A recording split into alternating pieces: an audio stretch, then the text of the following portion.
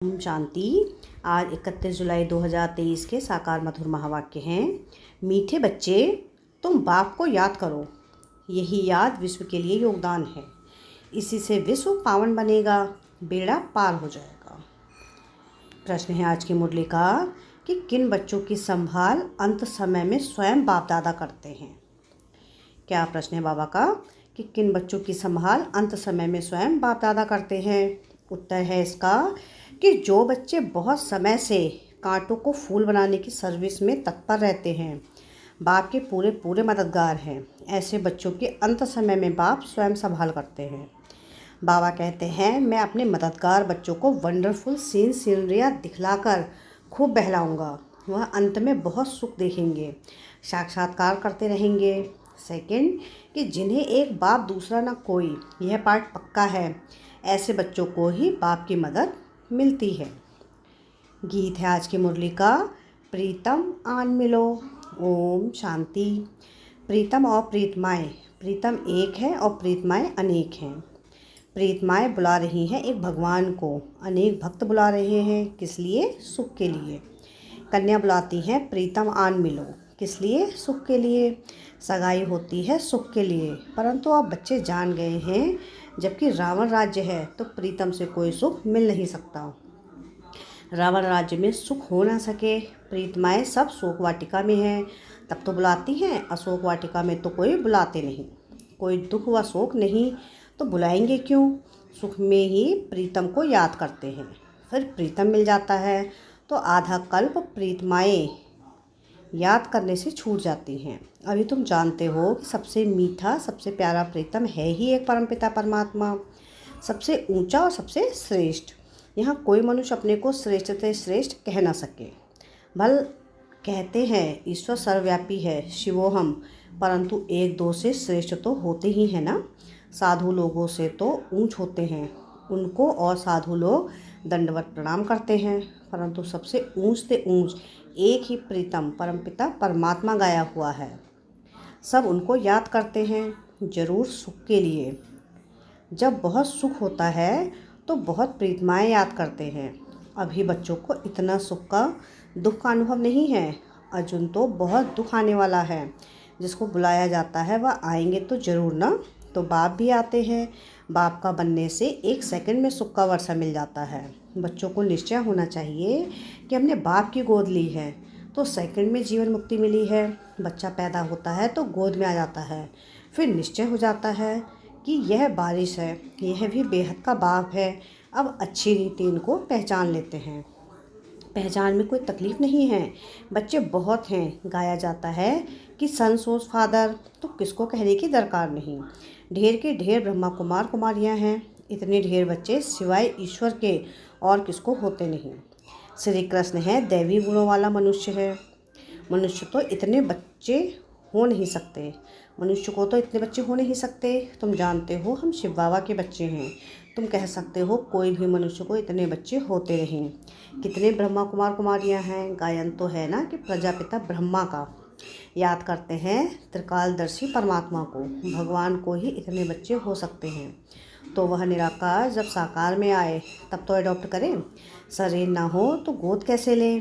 तुम ईश्वर की गोद में आए हो, जानते हो वही प्रीतम है, सबसे मीठा सबसे प्यारा है।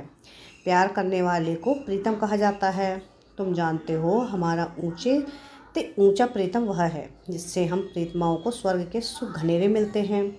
उनके सम्मुख बैठे हैं, भक्ति मार्ग में गाते भी हैं। राम का नाम लेने से मनुष्य पार हो जाते हैं, इसलिए राम राम बहुत कहते हैं।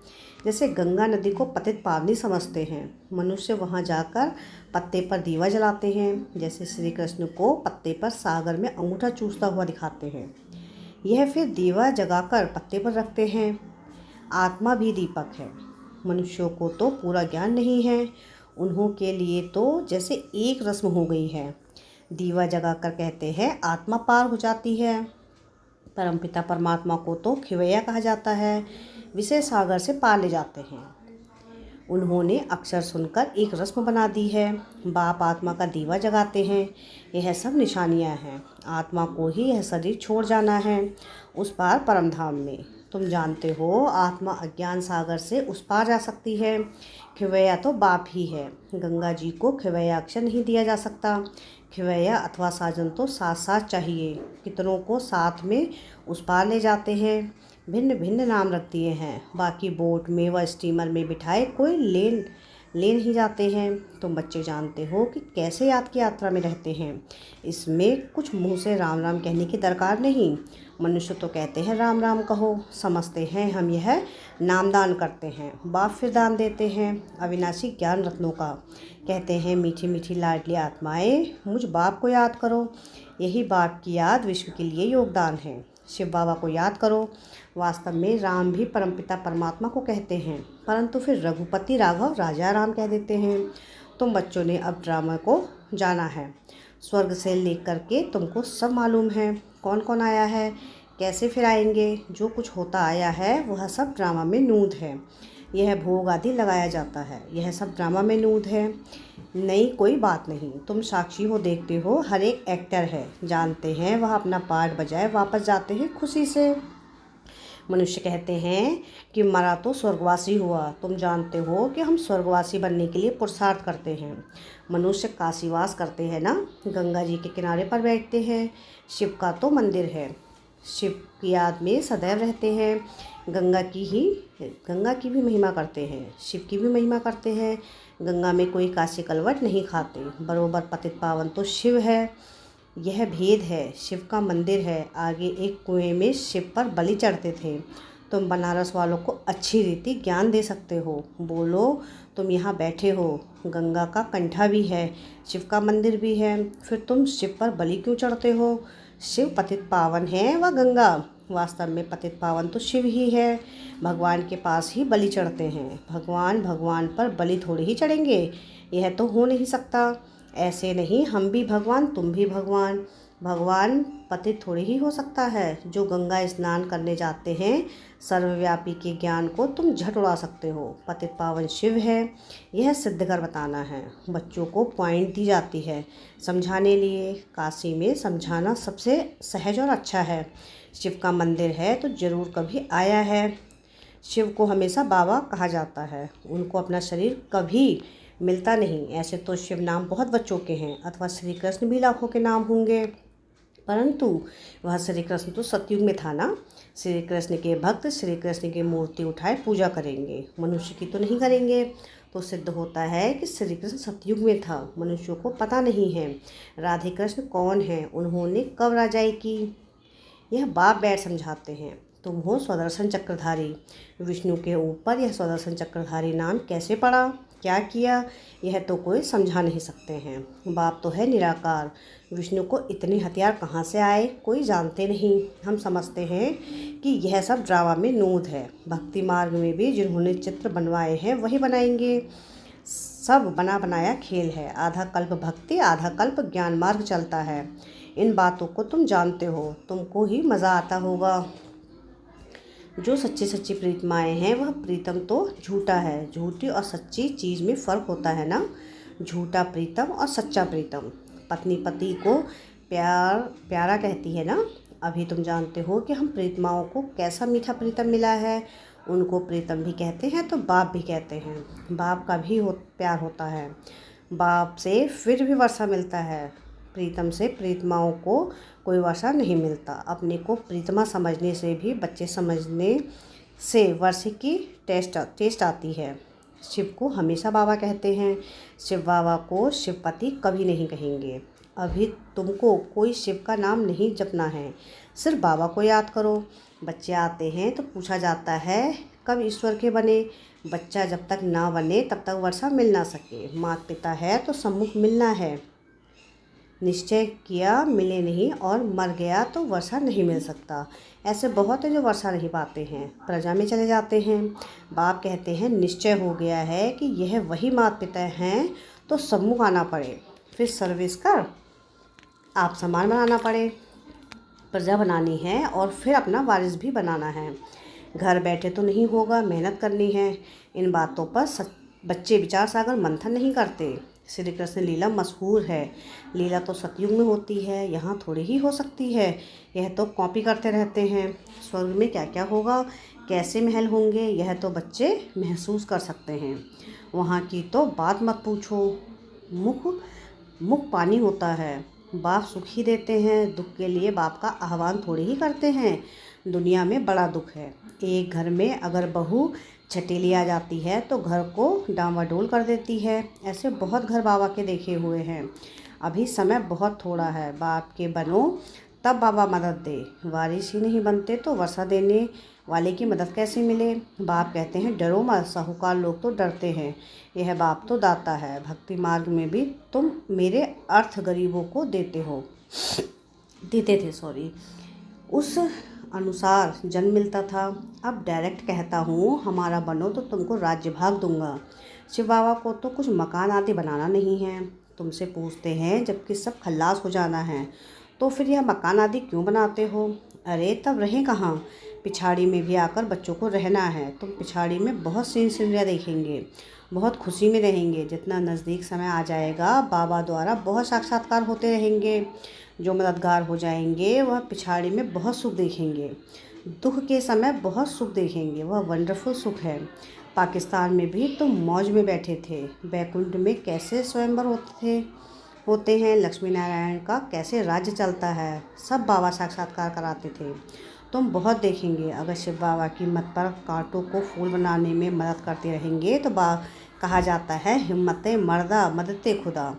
ऐसे प्रीतम को तो बहुत याद करना चाहिए। दुनिया थोड़ी ही जानती है, इतने ढेर बच्चे हैं तो ज़रूर उनका माता पिता होगा ना, जिससे सुख घनेरे मिलते हैं। यह महिमा कोई लौकिक माँ बाप की थोड़ी ही है। तुम प्रैक्टिकल देखते हो कितने ढेर बच्चे हैं। क्रिएटर गॉड फादर है, क्रिएट करेंगे तो एडॉप्ट करेंगे ना, किस द्वारा। यह है मुख वंशावली, समझाना बहुत सहज है। अभी ईश्वर की गोद लेते हो, फिर दैवीय गोद मिलेगी, फिर आसुरी।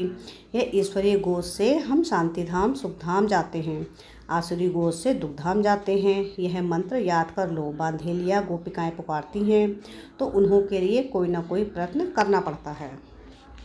बाबा छोटे छोटे गाँव में तो जा नहीं सकेंगे, बड़े गाँव में आकर मिलते हैं।